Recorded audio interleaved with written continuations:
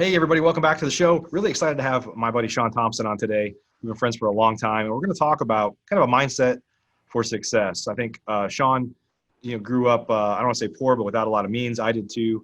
And sometimes we struggle with how to break through and hit new levels of success. And so it's going to be an exciting topic. I think probably a lot of you will resonate with that.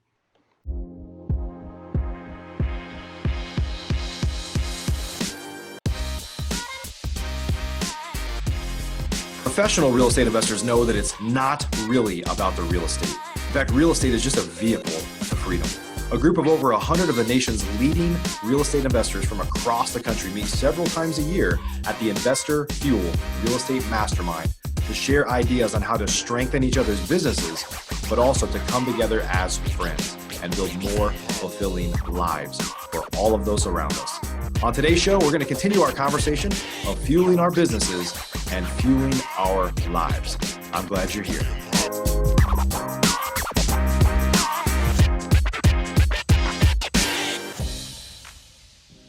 Hey, Sean, welcome to the show. Hi, thanks, Mike. Thanks for having me on. Yeah, good. I don't know if I just said that. I'm glad to have you here, buddy. I don't know if I did. I just kind of made that up. I'm like, I don't know if Sean grew up poor or not, but I mean, I kind of understand, like we all aspire probably to have a better life than we did growing up, right? And so, I think you just have these, I know you're probably gonna talk about this a little bit, some limiting beliefs on what's possible, right? Right. And that's what we're gonna talk about today. And I think if you asked me what was possible when I was growing up or when I was even 15 years ago, 10 years ago, 5 years ago, it changes all the time, right? And to the point to where now I know that almost anything is possible. I don't know that I want to, at some point you have to, you got to decide when enough is enough or how far you want to go or how much balance you want to have in your life with chasing dreams and goals or enjoying it, or there's, all those things there. So I'm rambling at this point, my friend, but excited to have you here. And before we kind of jump into this, why don't you share your background a little bit and how you got started in real estate investing? Well, my real estate background started with you, actually. The real start was with you. I'd been wanting to be a real estate investor for years and years and years. I thought that was the path to my success and the dreams that I had in my mind, but I didn't know how to do it. And my first house, I bought a house and decided to buy this house with the intention of making money on it. So I was going to buy it, improve it, and flip it eventually. I was moving my family into it. That was kind of part of my strategy. And my contractor at the time, he had just bought a Homevestors franchise at the same time he was doing my rehab. So is that Kenny? Kenny, yeah. So Kenny That's a blast from the past. What year was it? That was probably like 2010 or so? 2011 maybe? It was the end of 2011, beginning 2012. Okay. Yeah. So he was doing my remodel, and the whole time we're doing this remodel process, he was kind of getting his business started, and he was telling me about it the whole time I was doing this house, and he and I got to know each other. He was a friend of a friend. He's a friend of my partner, actually. And so I had been looking for, anybody can buy one house, fix it, and make money, right? That's not that hard to do, really. Yeah. But to do that every day, repeatedly and have a business. Yeah, do it as a business repeatedly. That's where it becomes hard, right? So Homevestors, what he was telling me was the system of buying houses consistently. So I went down and bought a franchise right away. He introduced me to you, got me signed up. And so I went through the Homevestors process. I don't know, I think it was there maybe 3 years total, but the Homevestors and I had kind of a difference of how things should go. And so me too. Yeah. That's not what the show is about, but yeah. Yeah, exactly. There's a little more to the story, but we'll leave that for an that's got to be a happy hour conversation. Yeah, happy hour conversation, exactly. But so that it was great getting me started, and I really thought it was a great education. Working with you, I learned a ton. There was Tim Harridge was another guy that was in the DA business, and he did a ton for me getting me started. So having guys like you and him around me just helped me get going. And I was a little late to this whole thing too. I'd been working my whole life. So for me, I wanted to accelerate the process. My wife and I want to retire at some point, and I knew it takes a long time to get a good business going. So I was really in a hurry to get started, and you guys shortcutted a lot of that for me. But once I left Homevestors, I was kind of out on my own, and then you started Investor Fuel and asked me to come, take a look at that and see if it was something I would like to do. And it's turned out to be an amazing thing in my life too. But you had Corey Peterson come and do a talk. Yeah. And ever since I was younger, I would always drive by apartment buildings and think to myself, man, if I could just have one of those, if I could just have one of those. But in my mind, I always thought it was out of my reach because it was hedge funds and REITs and, big organizations that owned those things. I didn't know individuals could do that. And Corey came in and gave a talk and talked about his business of owning apartment buildings. And I could hardly contain myself from like just jumping on the guy and saying, hey, you got to show me how to do this, So, cause this is exactly what I've been looking for pretty much my whole life, really is these apartments. And so that's kind of where I'm at now is I've shifted my business from my single family business into apartment buying. Yeah. And the goal is to have, properties that I earn income with and appreciation and, depreciation for my income and all those other things too. So. Yep. Oh, that's great. I have a different path than you, but, we're doing apartment investing as well. And I know you and I'll be working together soon on some stuff, and I do deals with Corey, and, it's the same thing for me. Like I always wanted passive income or cash flow, like your shirt says there. And, for me, flipping hundreds of houses, but that was a means to kind of like in the process of doing that, you kind of get to keep some, right? You can't keep them all because you got to feed the monster, you got to pay advertising, you have overhead, you have all those things. But it was a way to, I buy 3, keep 1, buy 4, keep 1, whatever it might be, right? Right. And some months you can keep 1, some months you can't. And, but it's hard to scale. Buying houses one at a time is hard to scale. Wholesaling and rehabbing are good businesses, but they're very transactional in nature. So when it's gone, it's gone. Like, and the beauty of multifamily is like for us, the deals that we've been involved in so far are, some of these properties we've never been to. Like they just kind of work. And when you do big deals, I know sometimes when you say multifamily, people like assume like, 4 or 6 doors, whatever. We're talking like 100 unit plus apartment complexes generally. Right. We just looked at some that were like $25 million purchase price, right?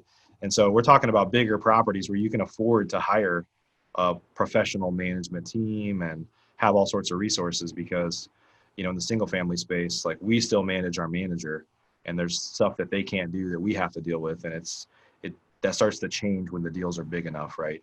Or you have, if you have enough single families, you could get there too. But yeah, so that's great. So I think we're on the same page. It's like someday you don't want to work as hard as you work now or have had to work over the past years, right? Yeah, that's the goal. You want to work your tail off now so that you don't have to work that hard later, right? So, or in my case, I just want to be able to retire comfortably and have, freedom, right? So, so for me, it's a matter of I'm willing to do whatever I need to do today to get to where I want to be tomorrow. So, yeah. So let's talk about that. So what drives you? I know you're working with your daughter now, is getting out of college soon. All that stuff is amazing. But what kind of drives you to do what you do every day? Well, initially, like I said, it was just a way to retire my wife and myself is why I got into real estate as a business. But, I've always, since I was younger, I've had this dream that I you want wealth, right? You want freedom. You want to be able to take care of yourself financially. You don't want to have to rely on or worry about anything. And I've felt that way since I was a kid. I've had jobs since I was 12 years old. I was raking leaves in the fall and mowing lawns all summer. At the age of 12, I would take my lawnmower and drag it around behind my bike and go cut people's lawns. And so since then, I've always thought to myself, if I could just have $10 million or whatever these dreams are in your mind, I'll be fine. That'll make my life perfect, right? One of the problems is that I'm the youngest of 8 kids, and I was a bit of an accident, right? So I came very late in my parents' life, and my parents were born in the 1920s. They went through the Great Depression. They went through World War II. My dad was in World War II. My family lived in before I was around. They lived in Germany for 12 years. And they never had any money, so their way of looking at the world was completely different than what you would need today to be successful, right? They were work very hard, save all you can, and just hope for the best, right? They were lucky to get food on the table and a roof over their head. They weren't thinking about, leveling up. $10 million. Right. No, $10 million was not on their retiring or Well, these are, we don't, there's no doubt about it. We've got first world problems. that we're talking about here for sure. Yeah. But yeah, and I think about that all the time. I tell my family that. I said, look, you live in a 10% world. You're better off than 90% of the population of the planet. As we sit right now, you and I are both in a 10% world. And what we're asking for from the universe, I guess, or whatever you want to call it, is we're asking to go to 95%, right? We're asking to get to that next 5%. Yeah. And that next 5% is a completely different world. It gives us financial freedom, financial independence. It allows us to do whatever we really want to do. I'm perfectly successful today.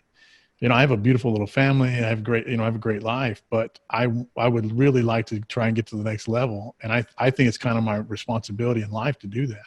Yeah, I agree with you.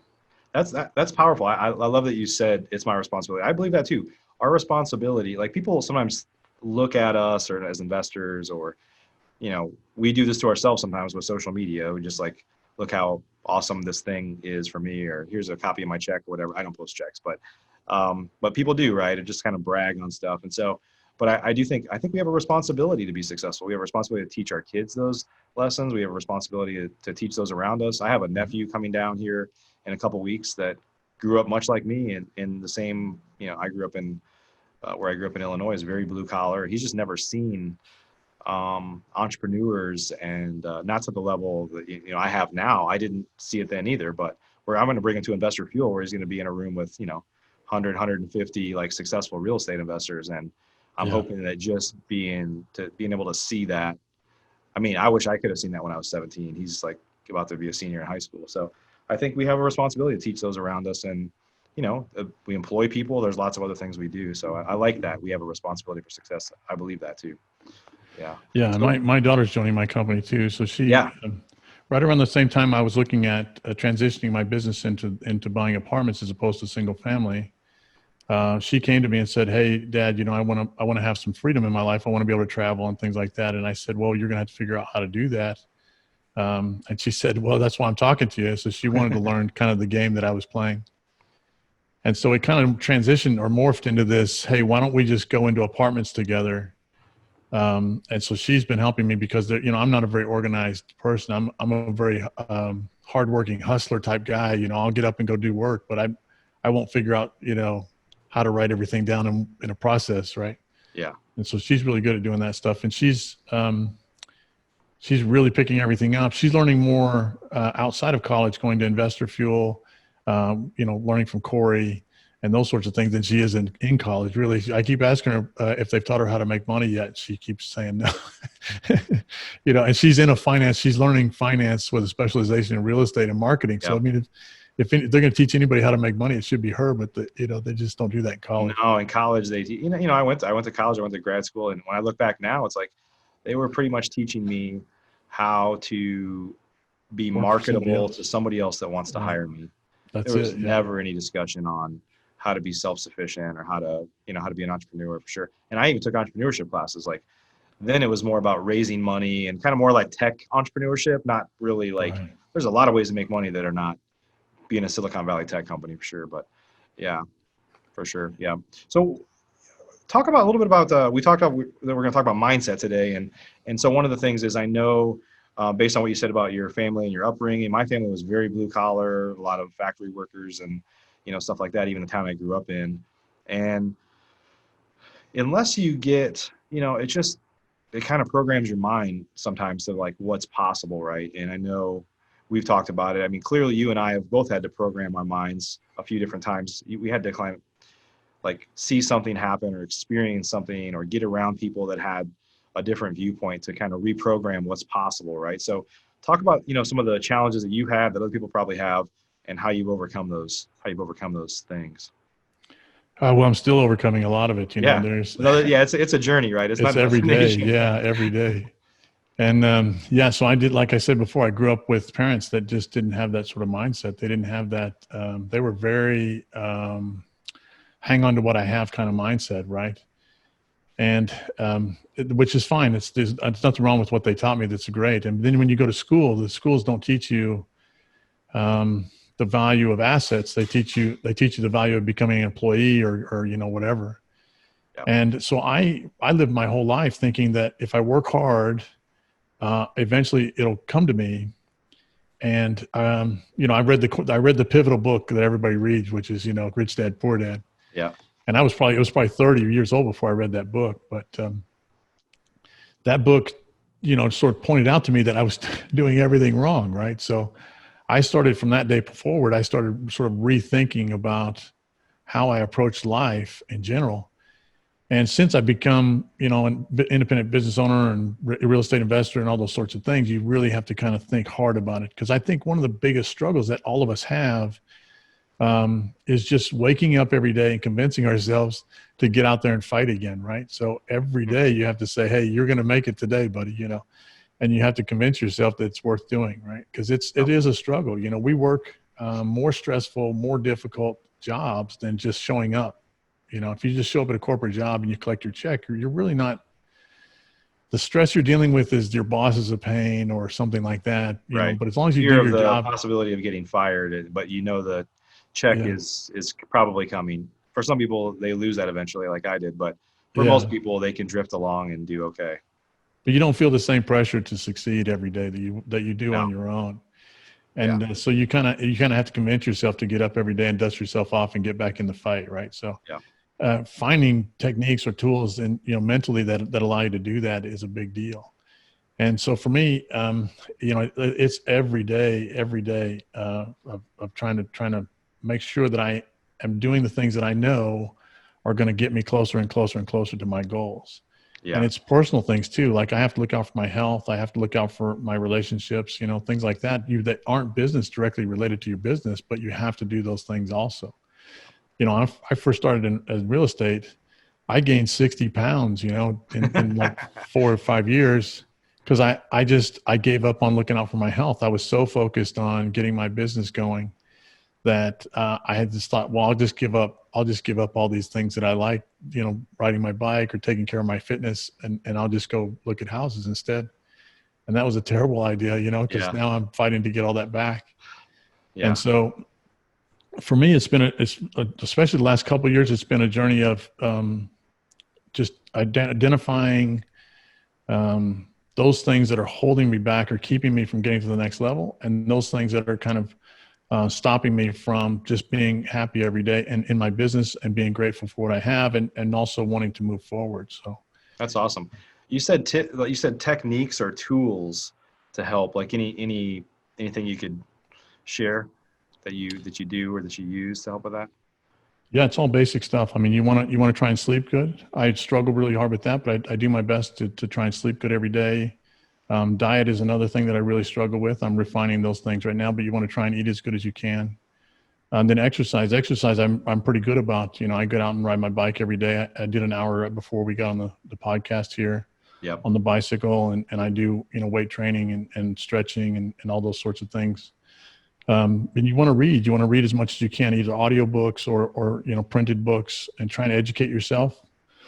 And always refining your techniques. You want to get coaches. You want to get into groups that help you with mindset, like Investor Fuel, and just dealing with being prepared for the day and being prepared for your business. So all those things are good. And then just focusing on, a lot of it is starting with yourself, right? You want to start with, am I prepared to take on the challenges that my business is going to ask me to take on so that I can be successful? Yeah. Am I happy with where I'm going? Am I learning the things I need to learn? All those things are important. Yep. Yep.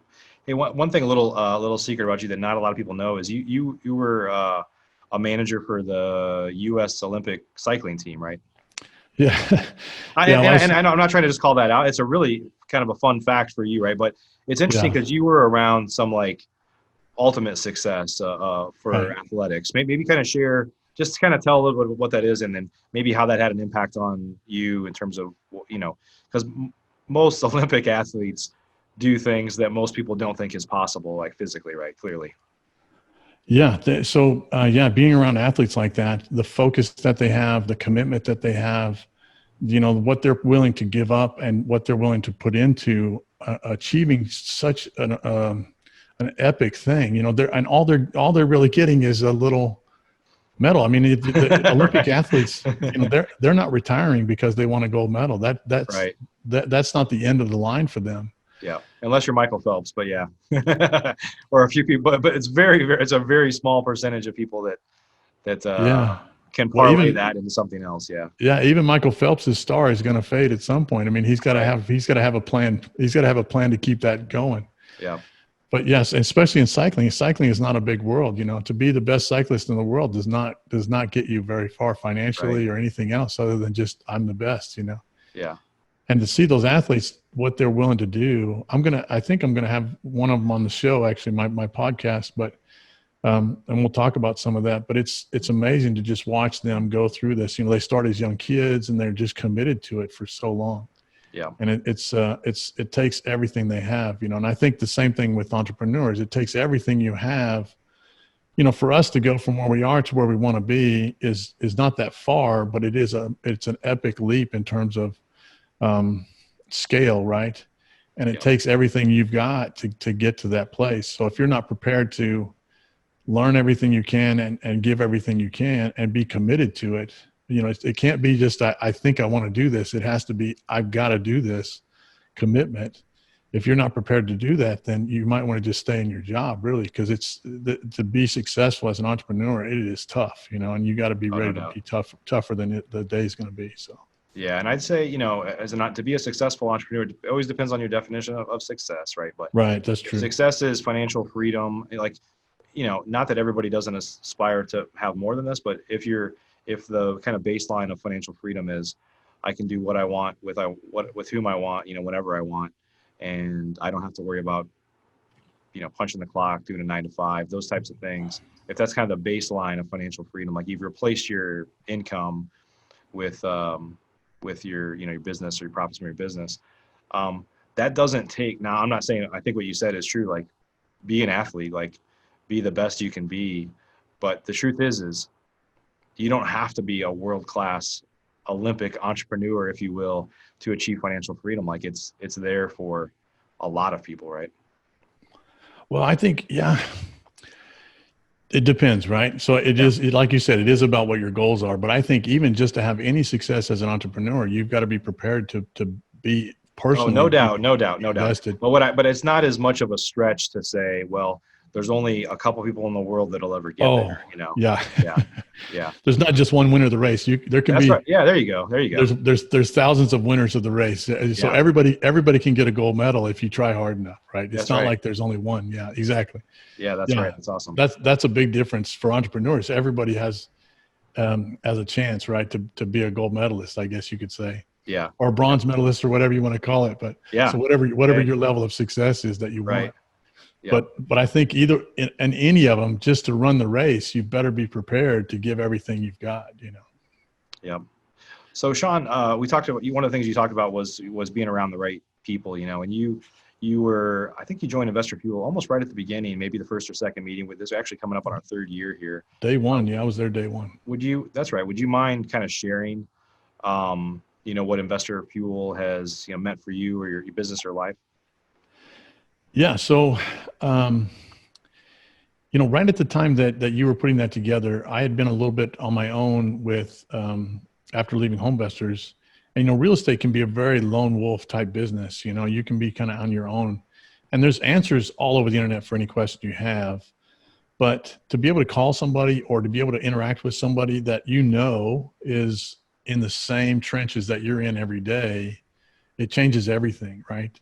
And to be in a room with those people and have a conversation and get to know them. I have some great friends now because of Investor Fuel that I know I can count on to call and say, hey, I'm just not feeling it today. Here's what's happening in my life. And they'll help me through that process, right? Or they'll say, have you tried this? Or here's a book you should read. Or, hey, watch this YouTube video. It'll change, the way you're thinking about that. So those little things in life, and like I was saying before, in giving everything you have to your business or in your life, to be successful, to have those people around you that are doing the same thing, it really guides you closer and closer to success all the time. And Gary Harper was one of the people that was, I guess, the founders or instructors with you in Investor Fuel. And Gary was pivotal in my transition. I guess a couple of years ago, he had this one CEO training program, and he asked, he said, you need to come down to this thing, and just having one of his speakers speak, and working with Gary, and I didn't understand the fears that I had in my life and the anxieties that I had in my life. I'd lived my whole life just kind of thinking, well, I'm fearless, I'm bulletproof, I'm just kind of okay. And the reality was I kept stacking fears on top of fears, and they were weighing me down. They were keeping me from succeeding. And just having him talk me through this, and having his the lecture that they gave opened up this whole thing for me. So I started to address those things in my life. I wrote them down. I took action against it. I started putting a plan in place to deal with them. And it just sheds you. So dealing with those fears and getting those off your back, it sheds you of all this weight that you're carrying around. So now you can run faster towards your goals, right? So if you I kind of equate it to people who just kept piling suitcases on me or luggage on me, and I've been able to put some of those bags down because I've been able to deal with them. And Gary was instrumental in making me see that, right? So, and then Corey, he opened up the whole idea that this is possible for me, and that I can become what I wanted to become the whole time. So just seeing and meeting and being around those people, it has easily 10x'd my my happiness for sure, and I my business may be 100x at this point, compared to where I was headed with single family. So. Having a group like that is full of people that you can count on, that you can trust, that believe in you and that you believe in them. And the motivation is giving of yourself to others. Being in a group like that is incredibly powerful. It's incredibly powerful for you as an individual, and then just your business it's going to change your business completely. Awesome. So for sure, find something like that. Would be something I would tell everybody. Appreciate that, Sean. Appreciate that. Thanks so much. So if folks wanted to connect with you, I know you've got your own podcast now. Maybe tell us how to find that. You're focused more on multifamily now, so looking to raise money and partner with people on deals. Like where can people go to learn more about you and connect? Oh man, I'll have to give you all the notes because I've got a ton of them, but we're on social media. Thomson Multifamily Group is our new company, and we have Facebook at Thomson Multifamily Group.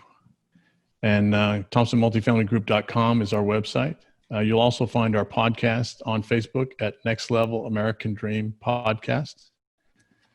So you'll also find our podcast on our website at ThomsonMultifamilyGroup.com.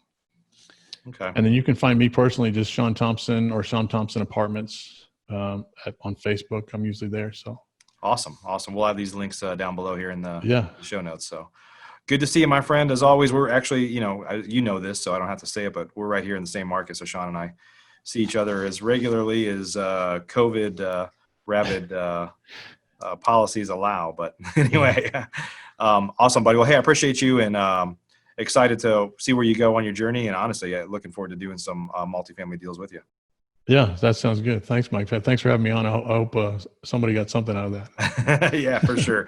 Now, hey, the biggest challenge we all deal with is mindset. There's no doubt about it, right? I mean, the sky is the limit. If you tell yourself you can't do it, you certainly can't, right? So, no doubt about it.